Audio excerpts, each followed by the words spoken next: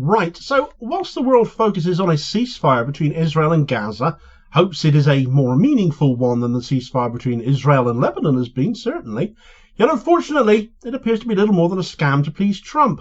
That isn't to say problems for Benjamin Netanyahu aren't stacking up, though. He's a wanted man. An arrest warrant has already been issued by the ICC for him. Under his Prime Ministership, Israel has been dragged to the ICJ for war crimes and crimes against humanity, the crime of genocide. And now he can add another to the mix as well, as an Israeli lawyer, one of his own people, has now submitted files to the ICC himself against Netanyahu and 7 other Israeli figures, and that he felt obligated to do this as a Jew, consumed as he is, as an Israeli himself, by Israel's crimes and impunity. The guy in question is called Omer Shatz. He left Israel in 2014 after losing a court case against Yoav Gallant, but upon doing so told the court somewhat prophetically that in 10 years' time there will be a genocide, and so it has come to pass. Will he have better luck at the ICC 10 years later, then? Right, so this is a fascinating and going rather underreported story involving Benjamin Netanyahu being dragged to court yet again, this time by one of his own fellow Israelis, the now France-based lawyer Omer Shatz, and his students at the Paris Institute of Political Sciences, where he now works. His International Law in Action students, who have spent the last year collating a 170-page filing to be submitted to the International Criminal Court, bringing further evidence of genocide levied at 8 figures in Israel. Now, as we know, currently there are arrest warrants out for Benjamin Netanyahu and his former Defence Minister Yoav Gallant, who Shatz tried unsuccessfully to bring a genocide case against at the Israeli Supreme Court back in 2014. Due to the actions of Israel then, they were then slaughtering Palestinians in Gaza as well under the guise of Operation Protective Edge, and at which point he gave the warning to the judges that in 10 years there will be a genocide. He was only out by a year, the genocide beginning, of course, following the night of October 7th, 2023. Hostages being taken ended up being the excuse Israel felt it needed to basically level Gaza from north to south, as they have quite clearly now done. Now, you might be wondering about the small matter of jurisdiction again here, because this always comes up when it comes to Israel and the ICC, doesn't it? Since Israel is not a signatory of the Rome Statute that the ICC is based on, and as such won't be covered under the remit of the ICC, and that would be correct ordinarily. And the fact the state of Palestine, including Gaza, are signatories and covered by the remit of the ICC. But Shatz is exploiting a bit of a different legal loophole here. You see, once the ICC has set out a case of genocide against Netanyahu and Gallant, and given the remit to do so because of what has happened in their member state, in Gaza, despite attempts to get that struck down, and for some states to refuse to acknowledge the ICC's remit on the basis of Israel not being a member state or not recognising Palestine as a state themselves, the Israeli courts have flatly refused to prosecute anyone regarding any claims of committing genocide. However, there is a provision within the Genocide Convention. So let's set the Rome Statute aside for a moment. Let's look at the Genocide Convention itself instead, which Israel is signed up to, and within that is a mechanism called complementarity. Now, this came about when the ICC was set up in 2002. It was decided at this point that there would be no such thing as immunity or amnesty when it came to the most serious crimes, being genocide, war crimes, and crimes against humanity, because these crimes were so serious that any leniency risked other nations, due to the precedent that would be set, getting away with the same, if not worse. It is why all the talk of the ICC having no jurisdiction where Israel is concerned is so dangerous, because it attempts to bring about exceptionalism, and Israel cannot be placed on a pedestal and treated differently to everybody else. Now, at the heart of this new ICC system being set up was the belief that national courts should deal with cases of such serious crimes first and foremost, that they should try and deal with said issues happening within their own borders themselves first, and that the ICC should be a court of last resort, a phrase that has been going around in the press recently, thanks to ICC Chief Prosecutor Karim Khan coming back into prominence. And I'll come on to him in relation to all of this case against Netanyahu and Gallant in a moment. But this meant that the ICC would be there as a complementary structure to the national judicial systems of nations around the world. And this ensured that accused persons remained protected. They had a right to escalate their case to the ICC if they feel they have been persecuted wrongly by their own national court.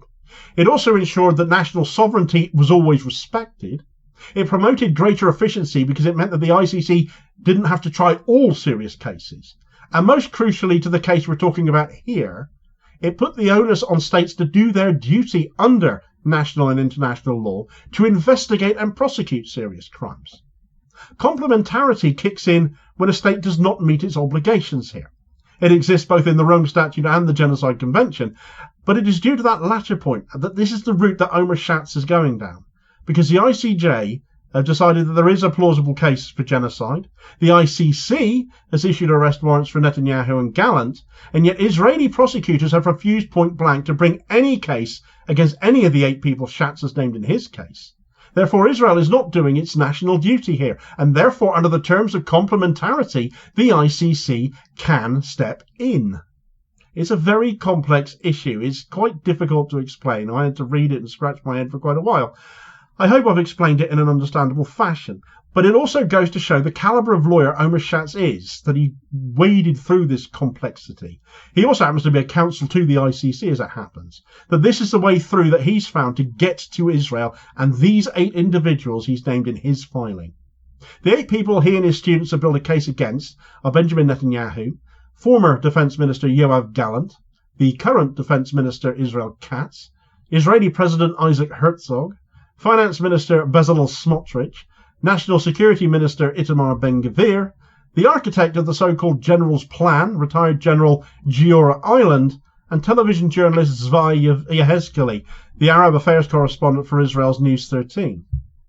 To explain how all of this has come to be in practice, here's an excerpt from an excellent article written by my friend Steve Walker over at Squawk Box, in an article titled Israeli Lawyer Files Genocide Case with ICC Against Netanyahu, Ben-Gvir and 6 others, which reads, Schatz's 170-page submission took him and 8 of his international law and action students at the Paris Institute of Political Sciences a year to prepare.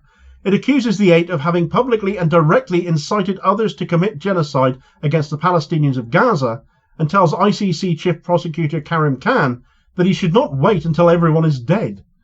The dossier contains examples of the genocidal statements uttered on an almost daily basis by Israeli leaders. For example, Ireland, these people will perish in Gaza. The women are all the mothers, sisters or wives of the Hamas killers, and Gaza is very similar to Nazi Germany.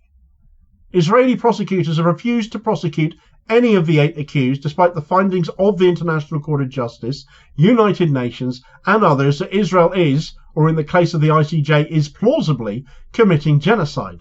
So Schatz is invoking complementarity, the principle under the Genocide Convention giving jurisdiction to the ICC if an accused home's legal system fails to take action. Schatz notes that on the 24th of November, the Israeli government's legal advisor informed the Supreme Court of his intention not to pursue a criminal investigation in defiance of the ICJ's order, clearly bringing the complementarity provision into play. This does bring us nicely to Karim Khan, actually, and the latest on his case, because it relates. Yesterday, as it happens, ICC Chief Prosecutor Karim Khan issued a statement in defence of the issuing of the arrest warrants he himself had sought against Benjamin Netanyahu and Yoav Gallant, because the pair of them have basically enabled Khan to do so, have given him more ammunition, you might say, and took a swipe at Israel's courts as well for failing to investigate the charges of genocide that had been levied against the country, which had given Omer Schatz the potential in with his case. In line with the previous explanation on complementarity, if Israel had begun its own investigation, they should have taken this case off the hands of the ICC. You would imagine Israel, therefore, have missed a trick here, because they could have stonewalled this into silence if they'd agreed to take it on, and then dragged their feet about it. But Israeli figures have been so affronted and been hiding behind false accusations of anti-Semitism that their own determination to be treated as an exception has instead seen them lose control of this legal mess they are in as a result of their own actions. On top of that, it should be noted, though, that were Israeli courts to take the case on, they would have to recognise the jurisdiction of the ICC in this case, of course, as well as recognise the state of Palestine, as would be implied, representing Palestine as they do. So Israel would rather have this legal mess, it might be argued, than dare to recognise the ICC and Palestine. Equally, acknowledgement of Omer Schatz's case now being brought to the ICC will elicit much the same response from Israel, though given his experiences of those same court systems from 10 years ago, I dare say Schatz likely fancies a fairer shout at the ICC anyway. It'll be interesting to see this progress and see if more arrest warrants end up being issued.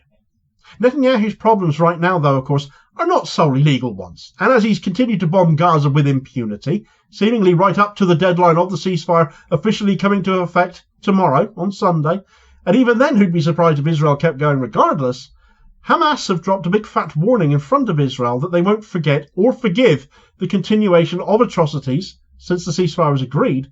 And if Netanyahu thinks he's going to get away with that, he's learnt nothing. Get all the details of that story in this video recommendation here as your suggested next watch.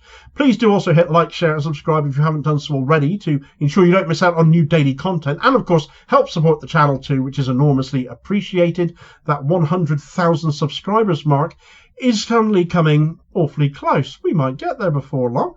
And I will hopefully therefore catch you on the next vid. Cheers folks.